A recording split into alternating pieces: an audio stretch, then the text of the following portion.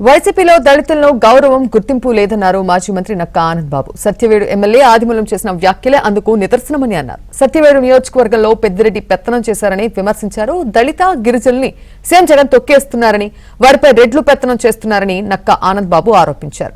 ఎన్నికల తర్వాత పారిపోవడానికి జగన్ రెడ్డి సిద్ధంగా ఉన్నారని ఆయన అన్నారు.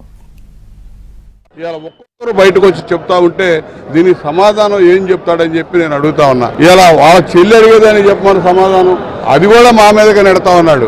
వైఎస్ఆర్ కాంగ్రెస్ పార్టీ అంటే నిన్న అబ్రివేషన్ చెప్పింది షర్మిల, వైవి సుబ్బారెడ్డి, సజ్జల రామకృష్ణారెడ్డి, సాయిరెడ్డి అని వైఎస్ఆర్ అంటే అబ్రివేషన్. అది వాళ్ళు ముగ్గురే పెత్తనం చేస్తా ఉన్నారు. దళితుల మీద, గిరిజనుల మీద, బలహీన వర్గాల మీద ఎక్కి తొక్కిస్తా ఉన్నాడు జగన్మోహన్ రెడ్డి. ఈ పెత్తనం త్వరలో పోబోతా ఉంది. మొత్తం ఇంకా 70 రోజులే. నిన్న జగన్మోహన్ రెడ్డి చెప్పాడు సిద్ధంగా ఉన్నాడు. అతను పారిపోవడానికి కూడా సిద్ధంగా ఉన్నాడు. మన ఇటీవల ఒక మీడియా ఛానల్ కూడా చెప్పాడు, మేము సిద్ధంగా ఉన్నాం ఇప్పటికిప్పుడైనా తప్పించుకుపోవడానికి అని చెప్పి. ఖచ్చితంగా సిద్ధంగా ఉండాల్సిందే. నువ్వు పారిపోయినా కూడా వదిలిపెట్టరు. కేసులు నిన్ను వెంటాడుతూనే ఉంటాయి. నువ్వు జైలుకి వెళ్తావు, ఖచ్చితంగా శాశ్వతంగా జైలుకి వెళ్తావు.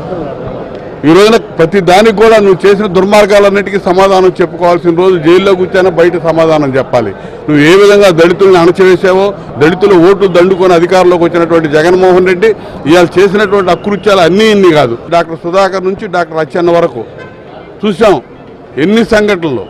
వరప్రసాద్ శిరోముండనం, కిరణ్ కుమార్ లాకప్ డెత్, ఈ విధంగా చెప్పుకుంటూ పోతే అనేక రకాలుగా మూత్ర విసర్జన చేసి అవమానించినటువంటి సంఘటనలు. సామాన్య దళిత ప్రజలే కాదు, వాళ్ళ ప్రజాప్రతినిధులు కూడా ఏ విధంగా అవమానాలు పాలయ్యారో, ఏ విధంగా వీళ్ళకి ఊడిగం ఉన్నారో ఇవాళ స్పష్టంగా బయటకు వస్తూ ఉంది. ఇలా వాళ్ళందరూ కూడా ఆవేదన వ్యక్తపరుస్తూ ఉన్నారు. రాబోయే రోజుల్లో ఏమీ లేదు, ఖాళీ అవుతా ఉంది. క్యాండిడేట్లు వెతుక్కునే పరిస్థితి.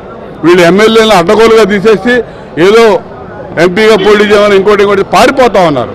పార్టీలో పోటీ చేయడానికి పారిపోతా ఉన్నారు. మా పార్టీలో ఎప్పటికప్పుడుగా తరలి వస్తూ ఉన్నారు. ఖచ్చితంగా రాబోయే రోజుల్లో ఇంతకింత అనుభవిస్తాడు. ఖచ్చితంగా ఎవరైతే అధికారంలో తీసుకొచ్చి అధికారం పీఠం ఎక్కించారో అదే దళితులు తరిమి కొట్టడానికి సిద్ధంగా ఉన్నారని చెప్పి